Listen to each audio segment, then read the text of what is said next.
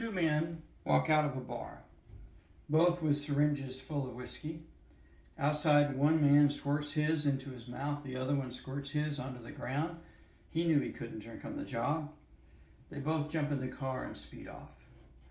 Now let me fill you in a bit. A year earlier, I was offered a job at the Coca-Cola Company as a trade examiner, traveling around the country full time, doing research for the company. I said yes. After all, I'd never been west of Alabama.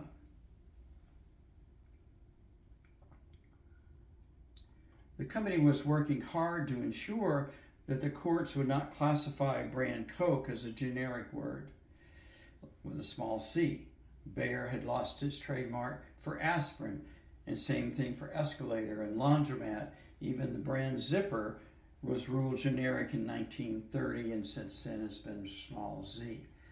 The stakes couldn't be higher for the Coca-Cola Company. Word would come that a business was substituting something other than the Coke product when that's what the customer asked for. So that's when they sent in a trade examiner. It worked this way.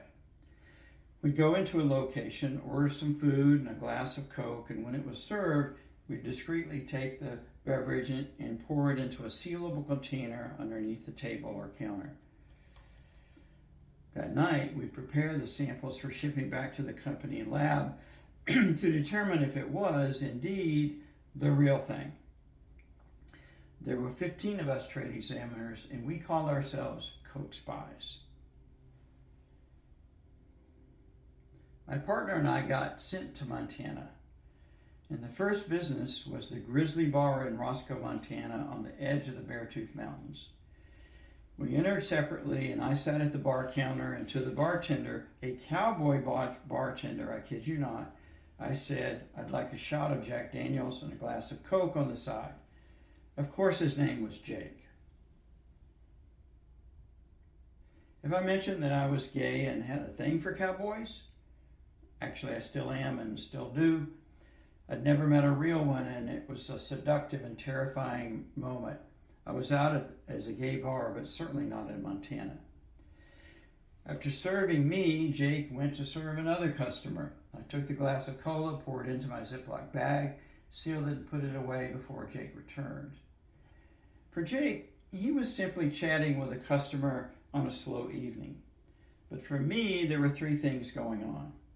I was there to do my job, retrieve the cola, get rid of the whiskey somehow. Then there was the live conversation I was having with Jake. Thirdly, the thoughts in my brain were screaming things like, could he be gay?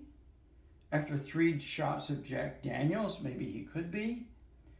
And that bulging zipper is certainly concealing the real thing. I was being paid to retrieve a brown sticky substance, Coke or not, but collecting a white sticky substance sometime later that evening would have been a dream come true for me. Whoa, William, start concentrating on your work. The minute Jake returns, I take my syringe, and it took care of the whiskey. When he returns, the shot glass is empty, and my coat pocket is full of the syringe upside down. My partner and I left the bar. He squirted his syringe of whiskey into his mouth. I squirted mine onto the ground.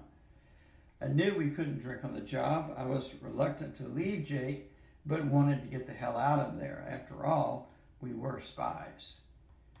That night, I typed my report, including physical attributes of the server. I typed something like the bartender, self-identified as Jake, was approximately 5 feet 8 inches tall, medium build, black hair, tight ass, definitely marriage material.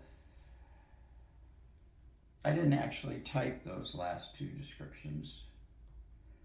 I finally looked back on those days as a trade examiner, though, and one night stands out. It was that cold, wet Montana night when a cowboy named Jake encounters a Coke spy named Bud.